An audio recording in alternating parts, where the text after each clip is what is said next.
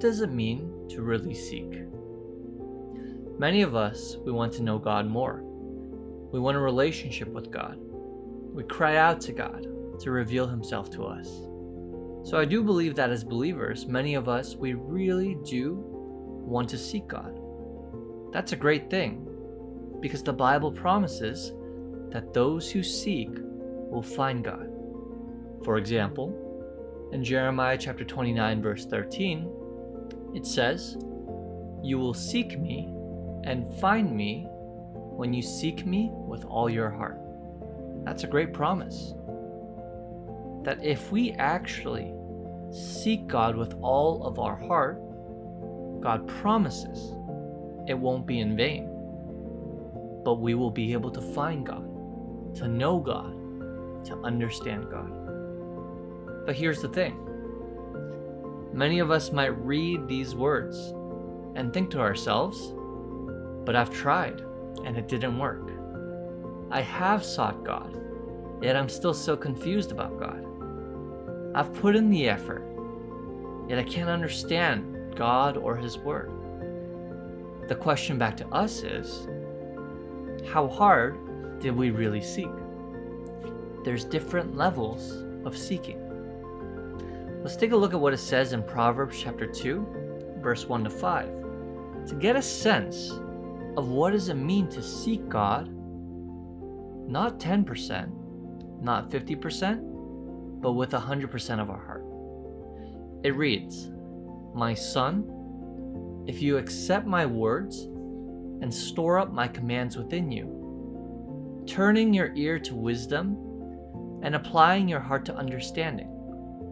Indeed, if you call out for insight and cry aloud for understanding, and if you look for it as for silver and search for it as for hidden treasure, then you will understand the fear of the Lord and find the knowledge of God."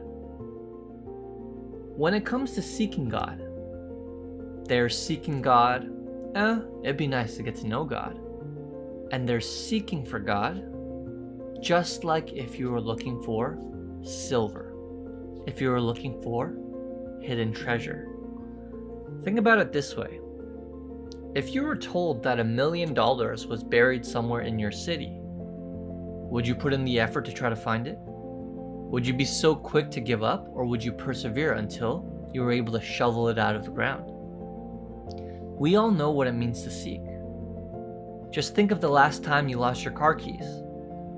Did you just rest afterwards? Or did you turn over every couch cushion? Did you look in every corner, the dusty parts that are underneath your shelf, just to find your car keys? For those of us who have lost jewelry, maybe a wedding ring, were you able to go to bed that night? Or did you stay up trying to look for it until you found it?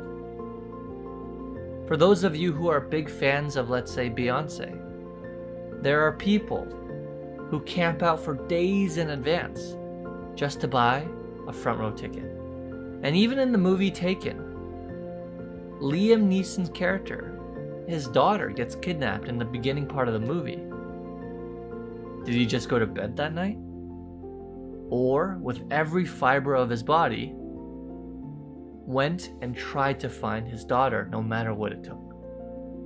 There are levels to seeking. Seeking half-heartedly, giving up halfway, and seeking with all your heart. So if you've ever pulled an all-nighter for a grade you wanted, for a Black Friday purchase you wanted, for concert tickets you wanted, if you've ever stayed up all night looking for something you lost in your house, looking for a dog who got lost in your neighborhood, looking for a friend who got lost in the mall, a child who gets lost at Disneyland, then you know there's a difference between kind of seeking and seeking with all your heart. What God desires is all of our heart. Then can we honestly say that I am someone who had that level of fervency for God, not being able to sleep until I found God? Or Were we those who tried to read Genesis to Revelation and ended up stopping somewhere in Genesis? Imagine if we couldn't sleep until we found God. If that was our level of fervency, we would find God. You know who seeks? Who always wants to learn? It's children who seek. It's children who ask questions and are always curious.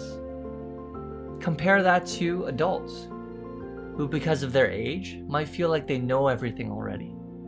And because of this difference in heart, children who ask questions, children who want to know, children who know that they don't know, versus an adult who thinks that they're fine, they're good, they know everything already. That's the reason why Jesus says we have to be like those who are like little children for us to be able to enter the kingdom of heaven.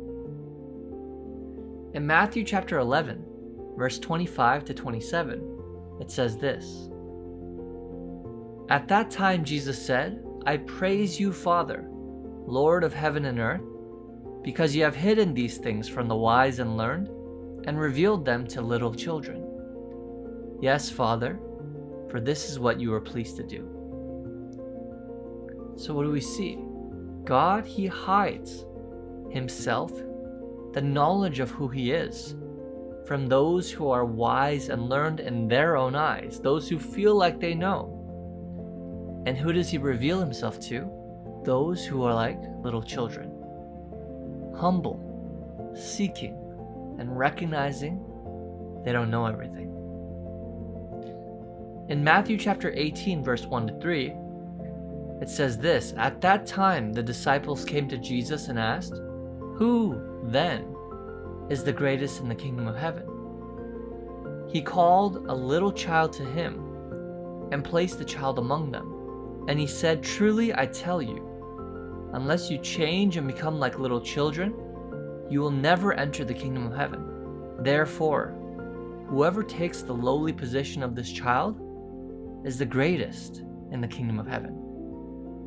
So who gets to enter the kingdom of heaven? Who receives the true knowledge of God? Those who are like little children. Those who take the lowly position of asking, of seeking, and of knocking. Our attitude when it comes to knowing who God is so important. For those who feel like they know God already, how could they have a seeking heart? Even with the invitation to learn about the true God, for someone who feels like they know, would they even accept that invitation? And even if they did, would the words that they hear, would those actually enter into their heart? It's like this. When we're hungry, physically hungry for food, we will have such an appetite to enjoy, receive, and devour the food that is presented to us. But if we're full, if we're satisfied, if we're complacent, even if the best food was presented to us, prime rib and lobster, if we're full, no matter what is placed in front of us, we're not going to have an appetite to eat even the best of food. It's the same when it comes to the knowledge of God. What does God desire? Those who are like children, those who seek, not in a half-hearted way, but seek for it as if it's like treasure. Seek for God as if our life depended on it. That might be a new concept to us. But again, those who have gone Black Friday shopping, those who have lost jewelry, those who might have lost a pet, you'll know what I'm talking about. That there are different levels to seeking. And what's so important is we find and discover that desperation. Recognize we don't know everything so that God can reveal Himself to us. Let's stay hungry. Let's stay thirsty. And let's be those who ask, seek, and knock.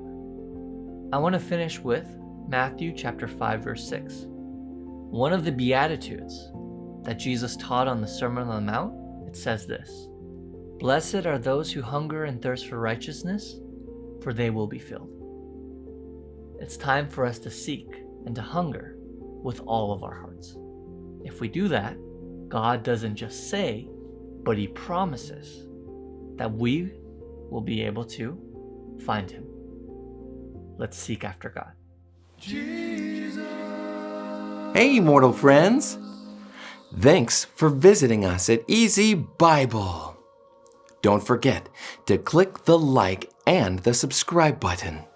God bless.